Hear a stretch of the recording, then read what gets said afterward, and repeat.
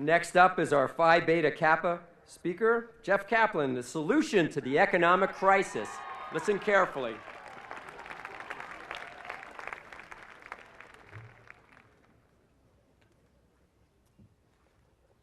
This will come as a shock to most of you, but despite the title of this speech, I don't have a solution to the entire economic crisis. Instead, fellow graduates, I have a foolproof plan for how we can all get jobs despite the current job market. Rather than applying for these jobs as individuals and letting employers assess our qualifications, we apply as a group by gathering together all of our resumes and job applications into a big package or bundle, or what we could otherwise call a subprime job application-backed security. You see, by doing this, we combine, say, a really desirable Peter Nuremberg application with the somewhat less marketable Jeff Kaplan, philosophy major, looking forward to a job at Barnes & Noble's application. Then, employers can hire a share of the security, and that just means that they hire 1/547th of each of us to work for their company. Then we get bundled, split up, sold, rebundled, resold to somebody else, bada bing, bada boom. These employers aren't going to know who the hell they're hiring. Classmates, in order to make this work, I need full cooperation. So for those of you who already have plans for next year, I'm sorry, but you're going to have to drop them. Kate Ireland, if you're willing to give up your high-salary banking job in London, then we can all have high-salary jobs. Jeremy Goldstein, I think it's really nice that you're going to be teaching at a failing school in the Bronx for a few years, but there is great service to be done right here, helping us. Oh, and this one really makes me feel the worst, but Arup Mukherjee, you're going to have to even further delay your plans to sit on your parents' couch in your underwear watching The Price is Right while waiting for Dr. Phil to come on. These are real sacrifices. I recognize that, but we can do this. Okay, so you know what the craziest thing of all? The craziest thing of all is that we are actually trained to do this, or so it seems. Our liberal arts education allows us to do 1/5% of a few hundred jobs. We are not trained to perform one operation, but instead we can do many. The job application security reveals what is a very common sense notion of the liberal arts. And I want to call that the Swiss Army knife conception. You don't buy a Swiss Army knife with a particular job in mind. The point of a Swiss Army knife is rather than do one job, it can do many. And that's the liberal arts, right? Well, no. The job application security reveals this very common sense interpretation, the Swiss Army knife conception. And in the next 2 minutes, what I want to do is debunk that conception.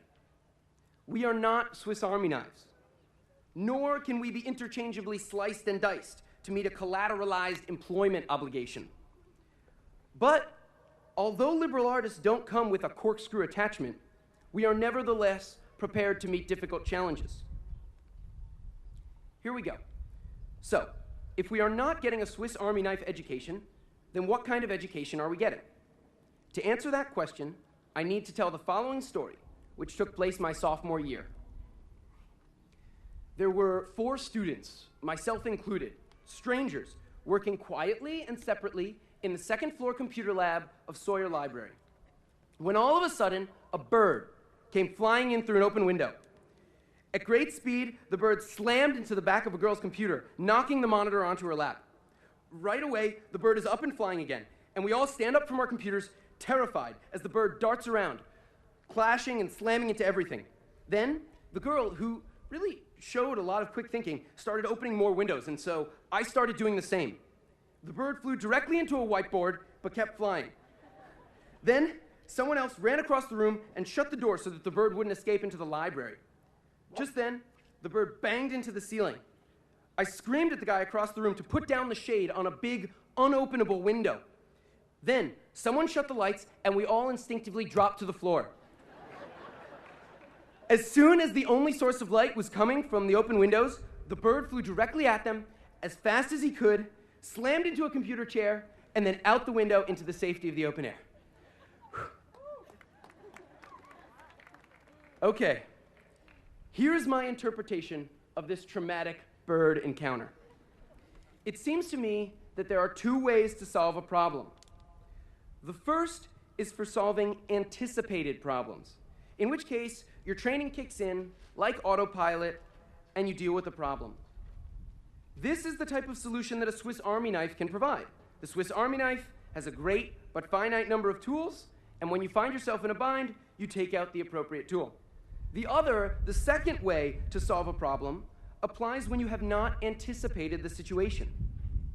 Here, if you are going to solve the problem, then you need to rely on fundamental problem-solving skills, from which you can build a wholly novel solution right on the spot.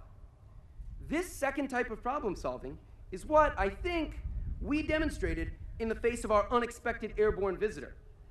And it is the type of problem-solving that a liberal arts education gives us.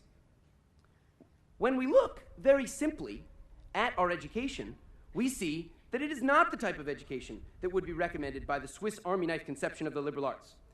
We are not given training for specific scenarios. It's not as if we're given a little bit of training in medicine, and a little bit of training in law, and a little bit of training in accounting.